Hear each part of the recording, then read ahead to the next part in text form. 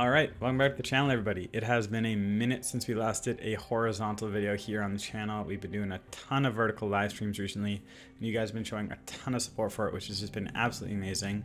And a lot of the viewers that have been in those streams have wanted an updated version of my sensitivity and my button layout.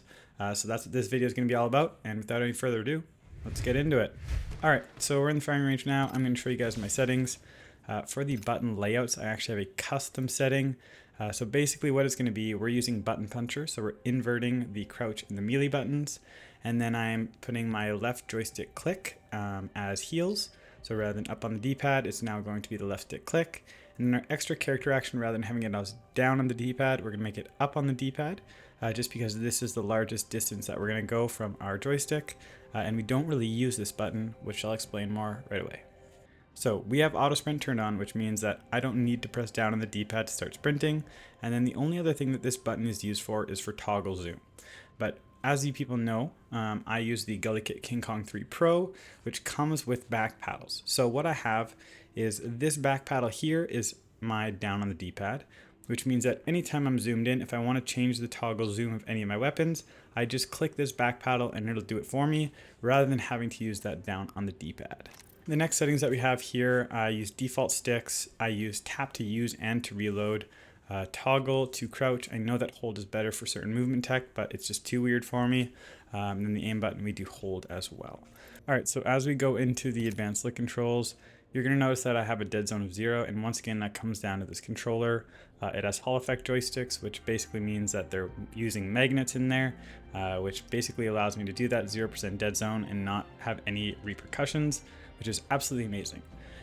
From there, our outer threshold is 1%, so only when I'm all the way out on my analog input is it going to use the extra turning. So we'll talk about that more in a second.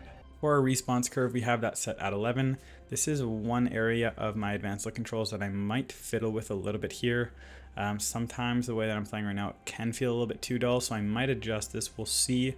And then as we go into our per optics, we start at 1.0 and then we go up at increments of 0.2 until we see Sears passive, and then we have that one boosted way up there.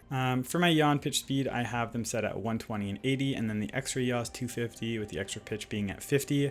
And basically the reason that I do this is that when I am trying to flick around and move around quickly, I'm able to do this with the extra yaw, and having our outer threshold at 1% means that I'm only going to access the speed when I have my analog all the way to the outsides, which is really, really nice. Then as we go into our ADS settings here, our yaw speed is 75, our pitch speed is 50, and then we only have extra yaw speed, we don't have any extra pitch. And this is just for if I have somebody sprinting across, right? They're usually not flying way up or flying way down, usually trying to track them left to right, so that's why we have this available here. Obviously we're playing on controller, so we're going to keep our target and our melee compensation turned on. So if you're somebody that's looking for a really dynamic yet accurate sensitivity, maybe I'll give this one a try, and if you do, be sure to let me know down in the comments how you like it, if you have any suggestions for me, anything like that. But really that's all that we have for the video for today, so hopefully you guys enjoyed it. If you did, maybe you'll think about throwing a like on the video or maybe subscribing, and we will see you guys next time. Peace.